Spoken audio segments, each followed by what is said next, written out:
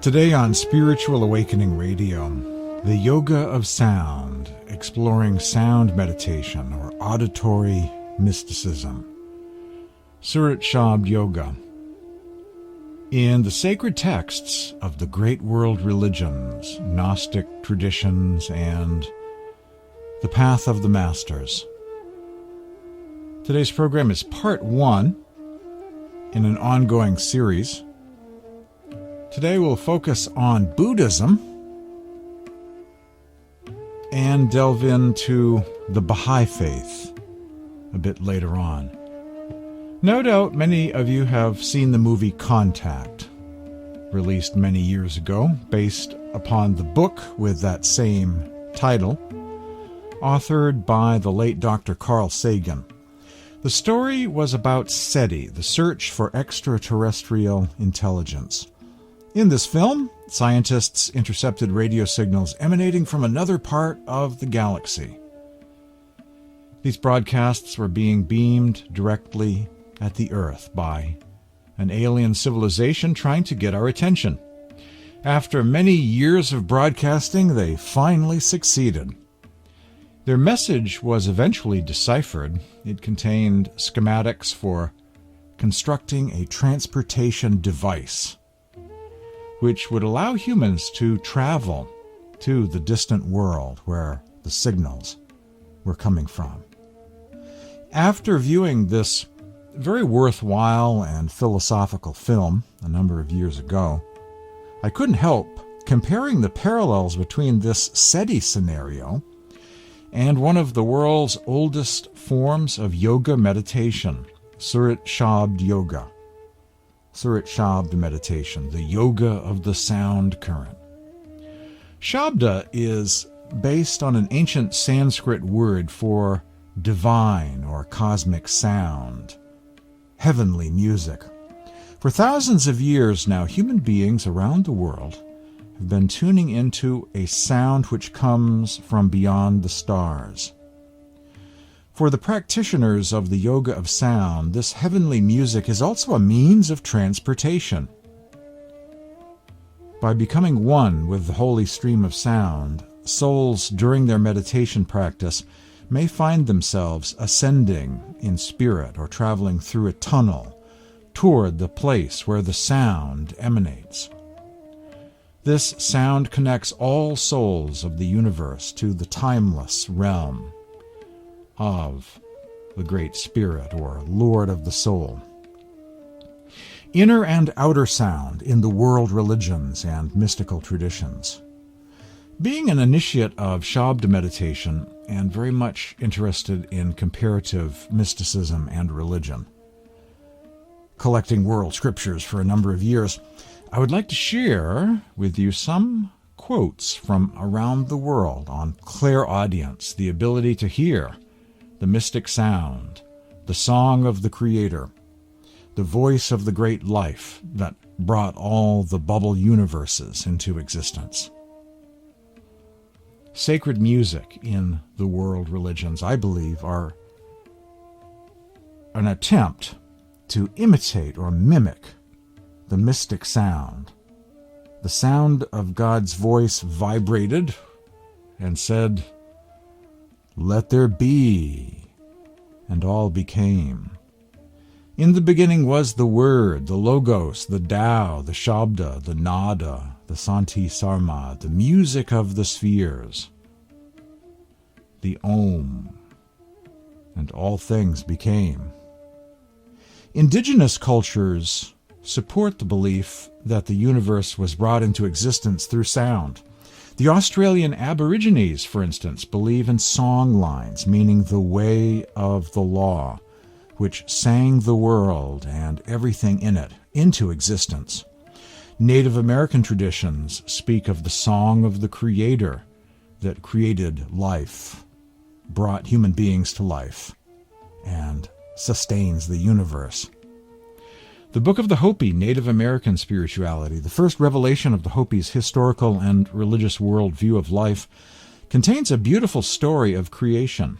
The Hopis are old, too. They are an ancient tribe of North America. In this Genesis account, the song of creation is the essential force that brings to life the first humans. They were just clay figures until the song of life was sung and they came to life, or incarnated here. And the earth itself is described as a musical instrument. Quote, all along the vibratory centers, along the earth's axis from pole to pole, resounded his call. The earth trembled, the universe quivered in tune. Thus he made the whole world an instrument of sound and an instrument for carrying messages, resounding praise to the Creator of all. Unquote. In this account from the Hopi scriptures, it says that it is our duty, our sacred purpose, as human beings to echo this song of creation back to the Creator again by, quote, making a joyful sound throughout the land, unquote. Chant and sacred music in the world religions is all about that, right? And can cause souls to yearn. Souls can yearn to hear the real harmony of all harmonies, to develop a desire to meditate upon the inner sound of the Creator that fills the heavens. Another level of praise, another level of hymns, celestial, angelic hymns, if you will. According to the masters of Sant and those who practice Surat Shabd Yoga, this current of sound, light, and love will take us back to God again, will take us home if we become one with it. I believe the sacred music, the music of praise, the joyful song dedicated to the Creator that the Hopi describe in their traditions, is an attempt to imitate or mimic something of the higher spiritual, heavenly sounds. Sacred music is imitating, mimicking higher spiritual sound, bringing some aspect of the music of heaven to the physical world. Tibetan bells and bowls do this very effectively. The inventor of the sitar, the most well-known instrument of Indian classical music, or ragas, said that it was his attempt to, quote, capture the music of the spirit in terms of the physical world, unquote. He considered his attempt a failure, and what a glorious failure it is. The sitar, of course, is very beautiful, as are all Indian classical ragas. As beautiful as the sitar is, the real sound is far more glorious than any sound or outer music of this world. Harmonic overtone chant, something I learned how to do a number of years ago. The singing of two or more musical notes at the same time is a vocal technique used in Mongolia, Tuva, Laos, Vietnam, and other Asian countries. The human voice is transformed into a sonic rainbow of tones and overtones, making the voice resemble the music of the spheres. A few years back, I learned how to do this wonderful practice, and it feels very good. It's kind of not just vowel chant, but overtone vowel chant. It's like several things happening harmonically at the same time. It seems more powerful. In India, many have verbalized the sound of the universe as Om, the Om chant. In Tibet, Buddhist monks created an otherworldly form of chant, their attempt to reproduce audibly something of the inner sounds they heard during their meditations. They did this for the benefit of others in the Sangha, that they might enjoy something, catch some sense of a higher music. The various Christians, Sethian, Jewish Hermetic, and other Gnostic schools of Egypt also devised forms of chant that they perceived as verbally mimicking or expressing the real name of God that otherwise is hidden in the silence of the soul. They chanted various combinations of vowels and have included them in their prayers. I praise you. I call your name that is hidden within me.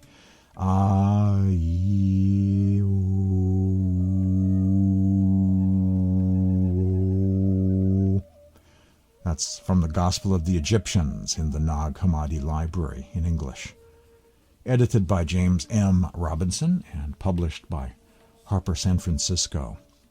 The Divine Vibration. There are many examples of vowel chant in the Nag Hammadi, certain Nag Hammadi Hermetic and Sethian texts, also in the Bruce Codex, another collection of Egyptian Gnostic writings, which I have copies of translated into English. Many examples of vowel chant, or the IAO, or random combinations of vowels. Sometimes they spell out sacred names, and other times it seems more like glossolalia or combinations of vowels. The Gnostic Gospels are filled with many examples of chant and names of God that were used by Egyptian mystics and monks during meditation practice to explore the kingdom of the heavens within and the wonders of inner space. These ancient texts provide many examples of souls ascending in spirit through various heavenly realms on their way back to the eighth plane, the heavenly state or realm of ultimate reality beyond the seven heavens, where the nameless God resides, beyond all the veils of light, sound, and illusion. Whether it's drumming, Orthodox chant, Coptic chant, Armenian chant, Ethiopian chant, or any of the other forms of chant, Indian classical ragas, or bagpipes. For millennia, humans have been echoing various aspects of this song of creation back to the Creator again. For in the beginning of the times, so did we all share in the holy stream of sound that gave birth to all creation. A quote from Edmond Bordeaux-Zeke's Essene, Gospel of Peace, which he wrote many decades ago in Europe. Across the many centuries and around the world, mystics in the scriptures they left behind recorded some of their experiences with inner sound, the heavenly music that comes from beyond the silence. Encountering the sound current might be as subtle as hearing a faint tone or hum, a ringing in meditation, or as blissful as becoming one with a cosmic symphony on a higher plane of existence, a virtual near-death experience, beyond what earthly language is capable of truly conveying. The sound current of enlightenment in Buddhist mysticism, the divine eye according to the Buddha. With the divine eye, which is purified and surpasses the human, a monk surveys 1,000 worlds, just as a man with good sight, when he has ascended to the upper palace chamber, might survey 1,000 wheel rims. So too with the divine eye, which is purified and surpasses the human, a monk surveys 1,000 worlds. The divine ear, according to the Buddha. I have proclaimed to my disciples the way whereby with the divine ear element, which is purified and surpasses the human, they hear both kinds of sounds. They have two different kinds of hearing, in other words. The divine and the human, those that are far as well as near. That's a reading from the middle-length discourses of the Buddha on the perfection of direct knowledge. Buddhist gnosis, Buddhist mysticism, the divine eye and the divine ear. Very much part of true esoteric Buddhism. A very rare thing to find in this world. This reading comes from the book Mind Beyond Death, a rather NDE-sounding title for a book, published by Snow Lion Publications, representing Tibetan Buddhist teachings. It is easiest to hear this sound when it is quiet, particularly at night time. Once you have identified this sound, then you place your awareness on it without wavering. Resting your mind in the sound, you continue to listen, going further and further into the sound itself. an amazing passage that reminds me a little bit of the near-death account of Pam Reynolds, where she talked about hearing a tone in the key of D, and it wasn't just a sound that was pulling her out of her body through the top of the head, but it was also a kind of road to travel upon. The sound is a kind of path that you traverse. She, in her near-death encounter experience, described sound as being not just sound, but a kind of means of transportation, a kind of highway of sound, swimming in the sound, going further and further into the sound. Ajahn Sumedho, a monk of the Theravadan school of Buddhism, from his book The Sound of Silence, says, "As you calm down, you can experience the sound of silence in the mind.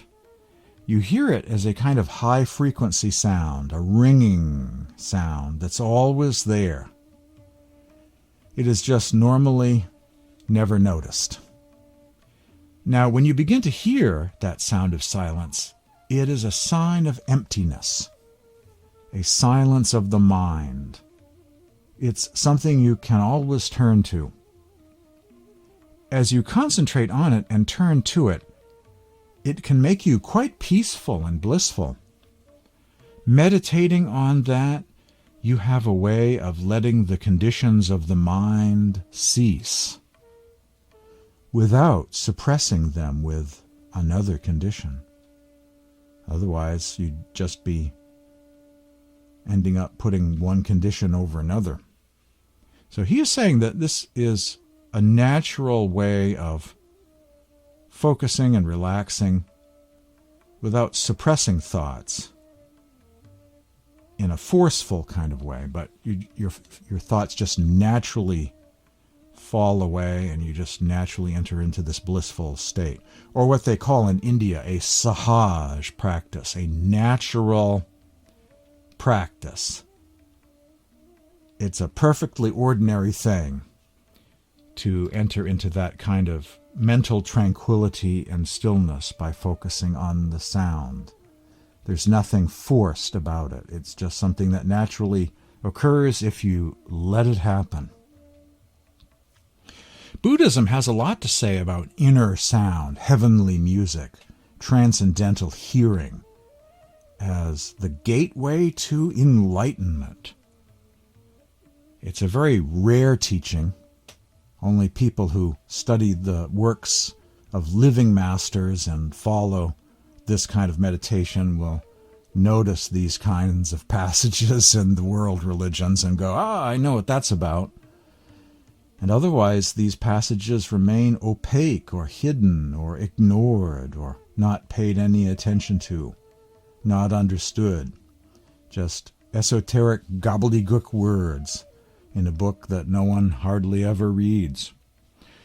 Only living mystics who follow a living mystic teacher care about this stuff and notice it in schools of spirituality from days gone by, when others had living teachers and they too focused on inner spiritual practice.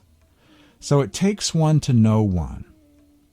It takes a Gnostic to recognize what Gnostic practices are. It takes a mystic to appreciate what some form of Tibetan Buddhism once upon a time was into for a practice. It takes a living mystic to appreciate past mystics like Jalaluddin Rumi and Shams of Tabriz when they referred to heavenly sound and letting the sound take us back home again. It takes those who practice this kind of meditation to notice and appreciate the same practice when it's referred to in Buddhist texts, in Hindu texts, in texts by the Baha'i faith, in Judaism, in Gnostic Gospels, or the Gospel of John.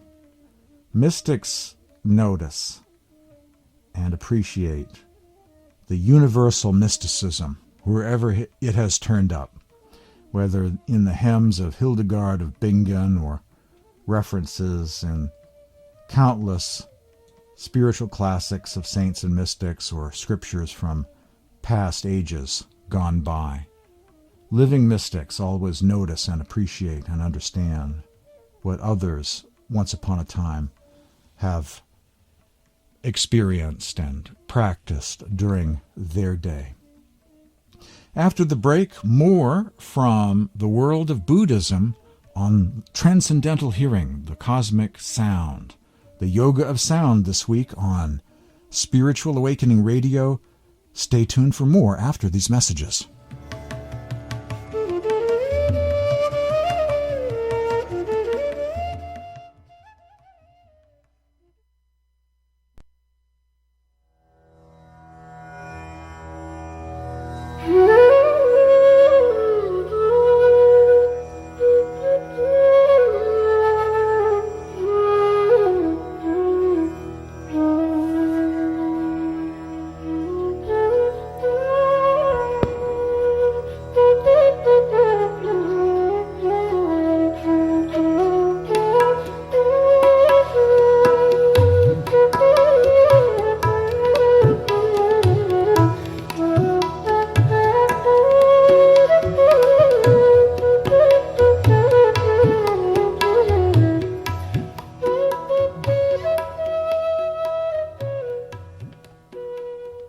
James B. and Spiritual Awakening Radio streams live every week at this time on healthylife.net, Positive Talk Radio. Today's program is on the yoga of sound in Buddhism and in the Baha'i faith. Before the break, I mentioned that mystics are the ones that notice the teachings and inner mechanics of previous mystics of past generations and appreciate the universal teachings wherever they turn up in Gnostic texts, Dead Sea Scrolls, poetry of Rumi, wherever it's found, the teachings of Pythagoras on the music of the spheres. Mystics are the ones to notice these things, blog about these things, write books on these things. There are some fantastic books on Gnosticism, for instance, authored by Sant initiates, like The Stranger of Galilee, The Gnostic Mystery, The Gospel of Jesus, books on the Hem of the Pearl, the Robe of Glory, Odes of Solomon.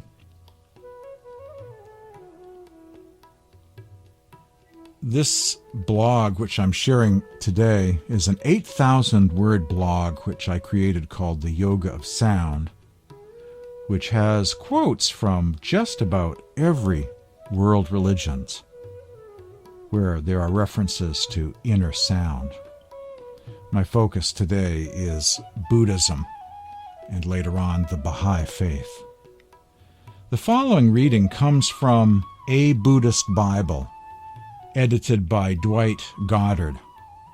A wonderful translation featuring a collection of Buddhist sutras and the Tao Te Ching of Lao Tzu. This is one of my favorite passages from any Buddhist sutra, the Shurangama Sutra of Quan Yin.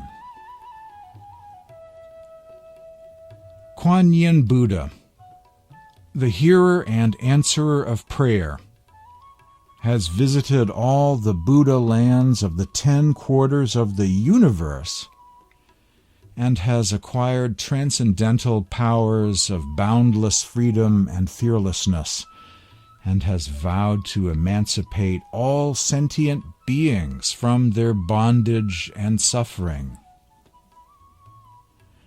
How sweetly mysterious is the transcendental sound of Quan Yin. It is the subdued murmur of the sea tide setting inward. Its mysterious sound brings liberation and peace to all sentient beings who, in their distress, are calling for aid. Shurangama Sutra of the Buddha, found in A Buddhist Bible, edited by Dwight Goddard. Sentient beings pray, crying out for aid, for assistance, seeking to be liberated from their bondage and suffering, wherever they are in the cosmos. The vision presented here in this Shurangama Sutra far transcends the earth itself and speaks of sentient life in many places in this realm of matter and dark matter that we call the universe or the multiverse, what some masters call Pinda Desh, the gross material realm. Prayer can be answered, especially given this big picture view of Buddha lands of the 10 quarters of the universe, and this liberation process of sentient beings crying out to be free, as if they're sort of being birthed in the womb of matter, and will go through some kind of tunnel to a bright light, a brightly lit realm, and be born into that realm, will be given birth somehow into this other realm. The sound comes and leads them home, guides them along their way.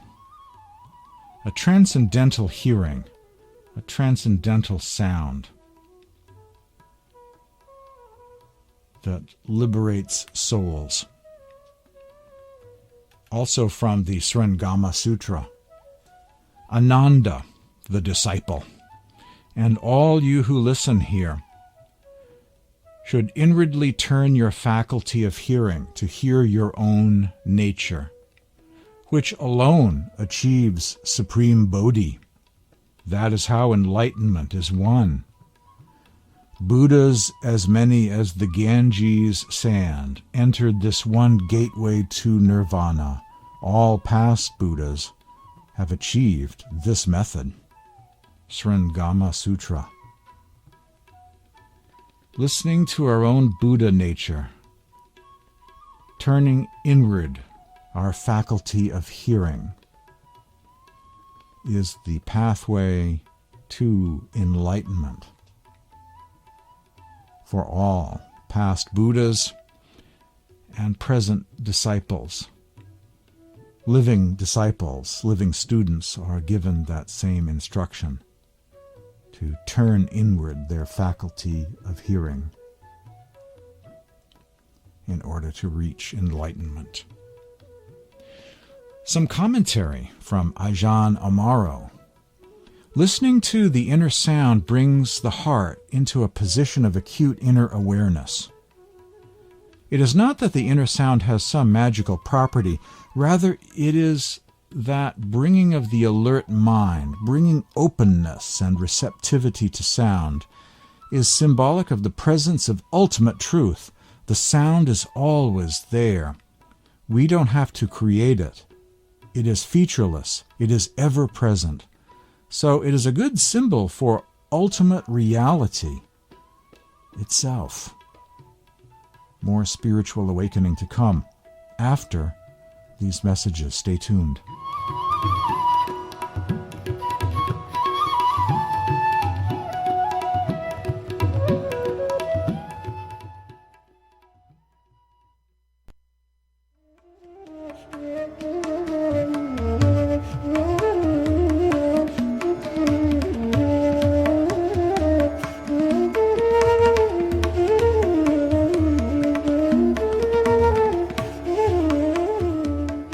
The Yoga of Sound in Buddhism.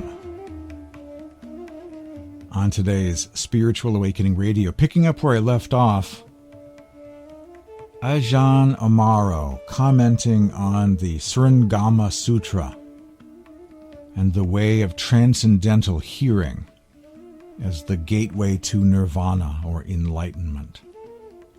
Listening to the inner sound brings the heart into a position of acute inner awareness. It is not that the inner sound has some magical property. Rather, it is that bringing of the alert mind, bringing openness and receptivity to sound, is symbolic of the presence of ultimate truth. The sound is always there. We don't have to create it. It is ever present. So it is a good symbol for ultimate reality itself. In the sutra, the Shurangama Sutra, the Buddha praised this method, the meditation on listening, as the best method for enlightenment. Ajahn Sumedho had been teaching the meditation on the nada sound for some years, so he was elated by this connection, by seeing this connection to another Buddhist tradition. He hadn't realized that there had been so much emphasis on this in traditional Buddhist meditation practices.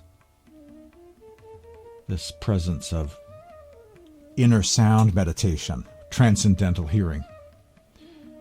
A paragraph from Ajahn Amaro, commenting on the Shurangama Sutra of Mahayana Buddhism. He himself is Theravadan, and his teacher, Ajahn Sumedho, is from the Theravadan tradition.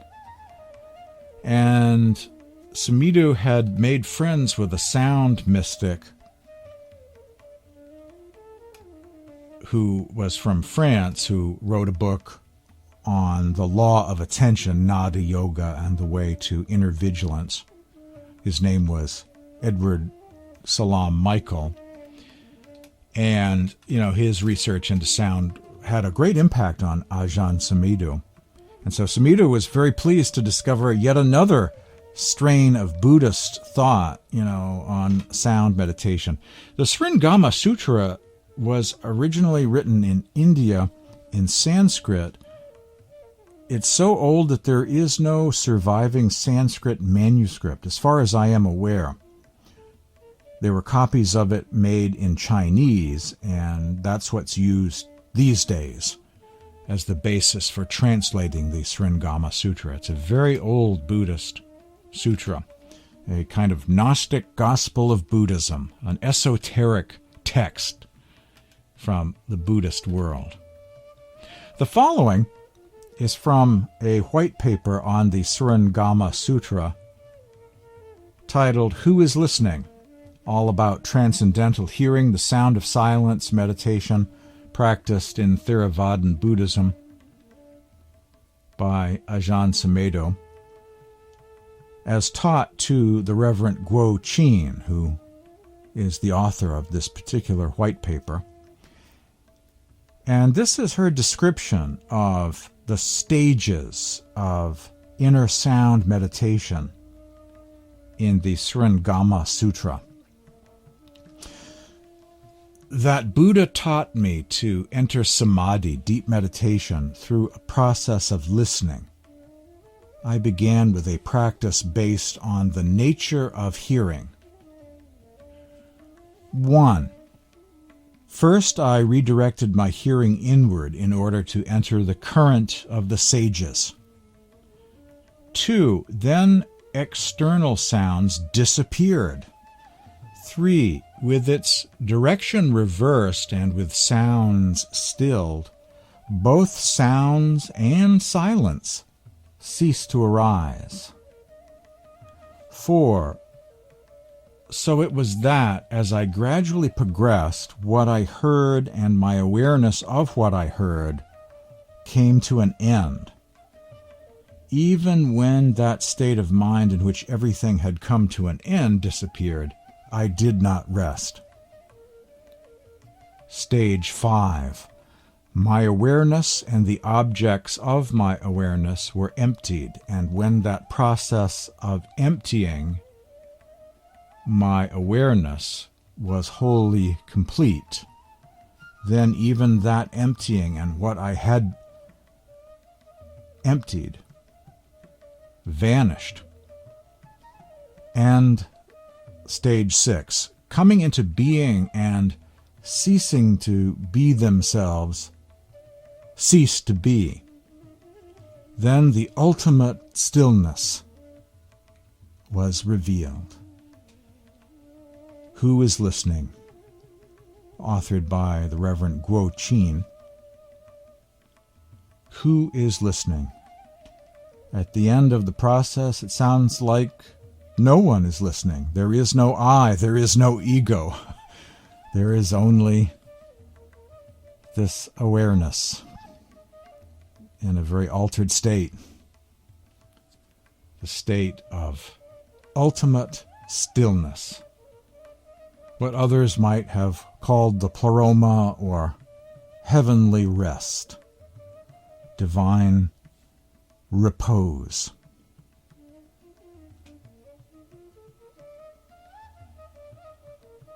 The inner sound, meditating on this inner sound produces different effects and leads one to a transcendental state of stillness. It's a kind of progression of consciousness. Another way of saying the soul leaves the body, or the consciousness merges and becomes one with that divine sound. And then there is only the divine sound, like a drop going back to an ocean of sound and stillness. After the break, I wish to delve into sound mysticism in the Baha'i Faith. You're hearing Spiritual Awakening Radio. My name is James Bean. Stay tuned for more after these messages.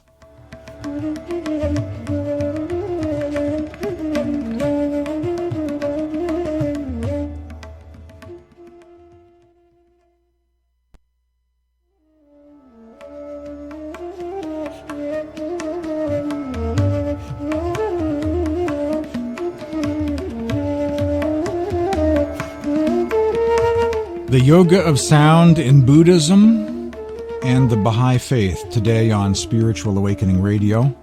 Just a bit more about Buddhism. This is from the Tibetan Book of the Dead. O nobly born, when thy body and mind were separating, thou must have experienced a glimpse of the pure truth, subtle, sparkling, bright, dazzling, glorious, and radiantly awesome. In appearance like a mirage moving across a landscape in springtime, in one continuous stream of vibrations. Be not daunted thereby, nor terrified, nor awed. This is the radiance of thine own true self. Recognize it. From the midst of that radiance, the natural sound of reality reverberating like 1,000 thunders, simultaneously sounding, will come.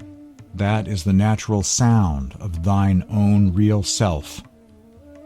Be not daunted thereby, nor terrified, nor awed.